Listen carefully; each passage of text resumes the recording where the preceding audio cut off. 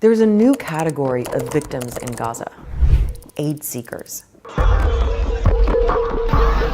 People are being forced to travel to a handful of distribution sites that are backed by Israel and the US to get food. And they're coming under fire.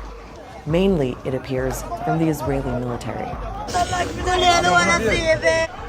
In the last few weeks, 600 people have been killed, according to officials in Gaza, and more than 4,000 have been injured. We see all these people with their bags ready to go pick up this aid, and I feel for them. I think they know as well. It's a Russian roulette. Am I going to come back? Am I going to get injured? Am I going to get food?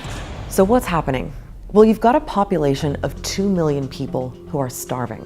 Gaza is the hungriest place on earth, and its entire population is at risk of famine, according to the UN. That's because throughout the war, Israel has been blocking the entry of food and other aid into the Strip.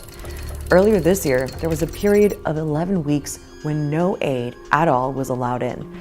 Some trucks carrying food supplies are now getting through, but aid agencies say it's nowhere near enough.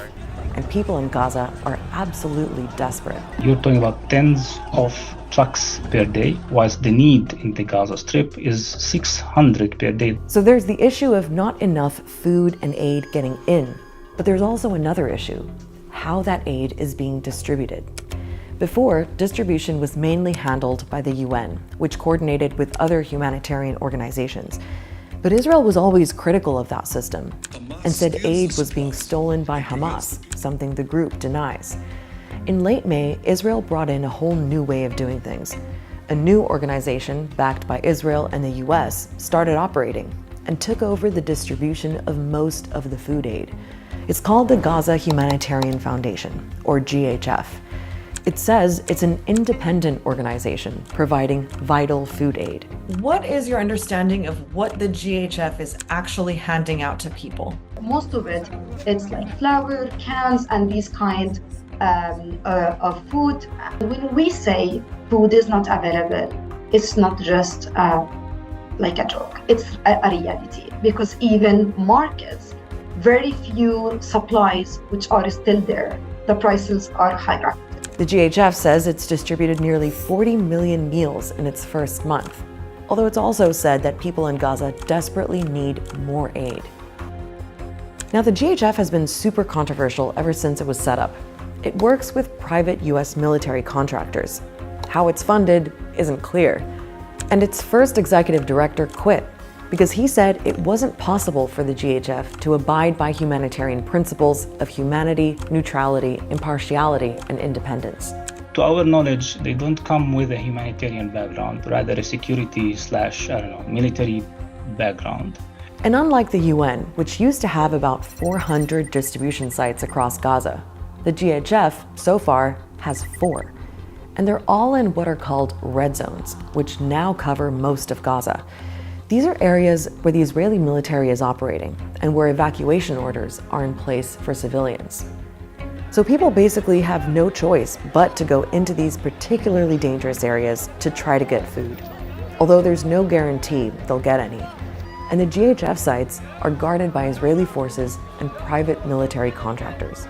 The reports have it that almost every single time there is an aid distribution, people are being killed. There are plenty of testimonies now from people who've been to these sites about what happens there, and they all describe similar scenes. I've been in contact with a reporter in Gaza who told me this. People begin gathering around the distribution points from the evening hours, tens of thousands of them. At around 4 a.m., the distribution point signals with a green light via quadcopters, i.e. drones, telling people you have only 5 minutes. Immediately, the crowds surge forward in a desperate rush. Then, after 5 minutes, the quadcopters switch off the green light and gunfire and shelling begin instantly. People start running and fleeing with whatever they can manage to grab. It's like hell.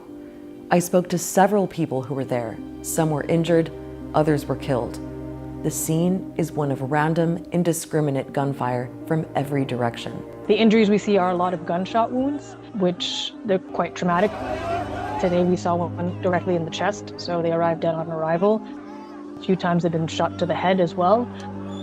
Yesterday, we saw one that had a shot in the throat, another one was shot in the eye. We actually have to plan for our teams to increase the number of staff we have if we know the distribution site is open. Because we know that when the distribution site is open, there's going to be a lot of wounded and injured people coming. Now, the head of the GHF has said that their system is working and that there are Gazans who express their thanks every day. The Israeli military has issued several statements in response to specific incidents. For example, in one case, it said troops identified several suspects moving toward them and carried out warning fire. Another statement described troops firing warning shots to distance suspects who were advancing and posed a threat to the troops. And in many cases, the Israeli military has said it's looking into what happened. The IDF is committed to uncovering the truth and will examine any incident that requires review. But Israeli soldiers have told the Israeli newspaper Haaretz that commanders ordered troops to shoot at crowds to drive them away or disperse them, even though it was clear they posed no threat. Now, there has been some international criticism of what's happening with the aid situation in Gaza, but these killings of aid seekers have been going on for weeks now. People are being killed simply trying to feed themselves and their families. The search for food must never be a death sentence. Any operation that channels desperate civilians into militarized zones is inherently unsafe. What does the fact that these shootings are happening and hundreds of people are being injured tell you about how Israel is conducting aid distribution in Gaza right now? I just wish that Israel would leave aid distribution to the UN. Just leave it to those who know what to do. They know their work. A lot of experience we have, a lot of staff. We've been doing this for so long and without harming anybody. This is all happening against a backdrop of increasing chaos and lawlessness in Gaza. The reporter I was in contact with said the majority of the gunfire comes from the Israeli side, but there are also gangs of thieves and dealers, often armed with knives and other weapons, who assault civilians. A UN official also said convoys carrying humanitarian aid have been intercepted by armed Palestinian gangs. What can you tell us about this sense of lawlessness and chaos on the ground?